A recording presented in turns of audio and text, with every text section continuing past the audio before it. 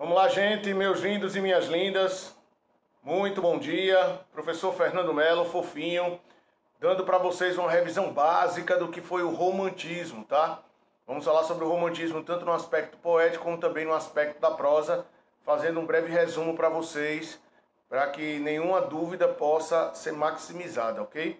E se minimizada, retirada, para que aí você faça sua provinha e adquira o êxito necessário. Observe que quando a gente fala sobre romantismo, é importante que você entenda algumas características básicas. O romantismo ele começa no século XVIII em ambiente europeu e chega no Brasil somente no século XIX. No Brasil, o romantismo chega a partir de Suspiros Poéticos e Saudades, obra de Gonçalves de Magalhães. E aí ele vem logo após todo um processo histórico que envolveu o Iluminismo, a Revolução Francesa, a Independência Americana e a Revolução Industrial, dando ênfase à questão da burguesia, como também do proletariado. A base do romantismo é enfatizar a visão emotiva e subjetiva do mundo. E dentro desse contexto, algumas características vão aparecer na Europa. Byron, na poesia, que é o grande precursor, o iniciador da poesia romântica, e também na prosa Goethe, que está aqui abaixo, esse carequinhazinho. Não há nada mais assustador que a ignorância em ação. Temos também a primeira escritora mulher que aparece nesse contexto, que é a Mary Shelley, que tem até o filme dela no Netflix, que foi a autora da obra Frankenstein, ou Frankenstein, como queiram, e Chateaubriand, que foi o cara que iniciou o romantismo na França, que teve seu destaque em ambiente francês através de Victor Hugo, escritor da maior obra, talvez, da história da literatura francesa, que foi Les Misérables, ou Os Miseráveis. E aí, no Brasil, o que é que vai acontecer? Nós vamos ter o início através dessa obra aí, ó, Suspiros Poéticos Saudades, de Gonçalves de Magalhães. É o marco inicial do romantismo brasileiro no século XIX. Aqui vem um mapazinho para você lembrar das características. Por quê? Porque após a chegada da família real portuguesa ao Brasil em 1808 e em 1836 começa o romantismo, após a independência brasileira, a primeira geração é a geração mais próxima desse início romântico no Brasil. Por isso que ela é nacionalista ou indianista. E esse nacionalismo tende a possuir ares ufanistas, lembram? Amor exagerado pela pátria. Então, o nacionalismo, que é o senso patriótico, tão emblemático diante de Canção do Exílio, aquela obra que Minha Terra tem palmeiras, onde canto sabiá, as aves que aqui gorjeiam não gorjeiam como lá, como nós já vimos. Então, nacionalismo, saudosismo da terra natal, o indianismo, que é o índio como nosso herói nacional, mas é o índio fisicamente brasileiro, mas o comportamento europeu com base nos cavaleiros medievais. Busca do amor impossível e o brasileirismo. Os autores da primeira geração, Gonçalves de Magalhães e Gonçalves Dias. Já na segunda geração romântica, a geração chamada de mal do século, que aí sim o romantismo ele vai aparecer com muita força no aspecto emotivo. E aí ele também é chamado de mal do século, byroniana, que é a influência de Lord Byron, ultra-romantismo, que é o exagero romântico, e o spleen. Esse termo vem do inglês britânico, que significa tédio, que é a vida sem amor.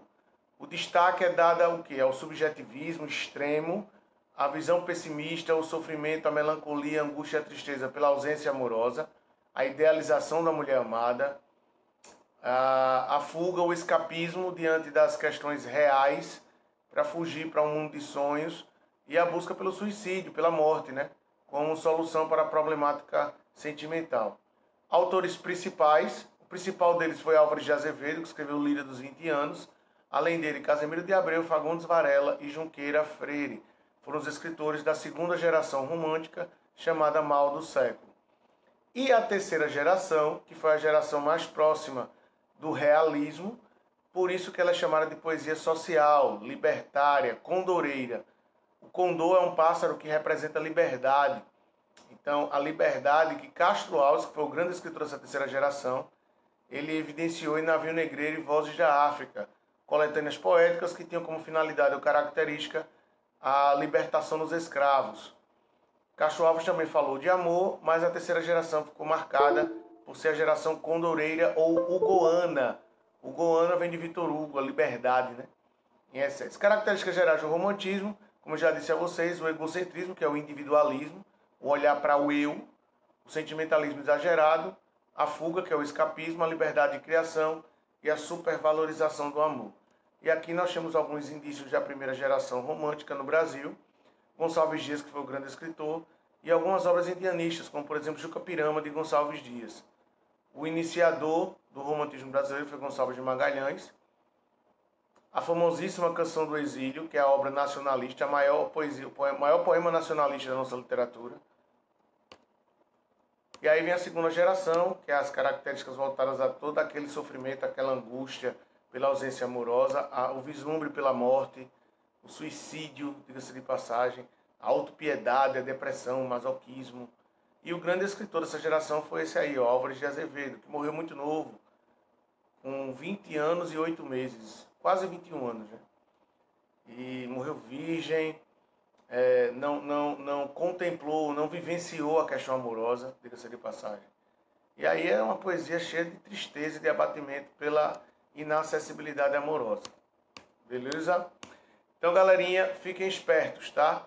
Observe essa visão romântica. Na prosa, destaque dado a José de Alencar, com as obras Senhora, Lucila, Diva, que fala sobre a questão da mulher, diga-se de passagem, romances urbanos, a questão indianista com o Guarani, Iracema e o Birajara, e o início da prosa romântica no Brasil com a Moreninha, de Joaquim Manuel de Macedo, em 1844. Beleza?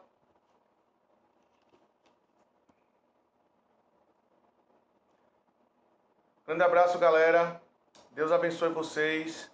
Fiquem na paz.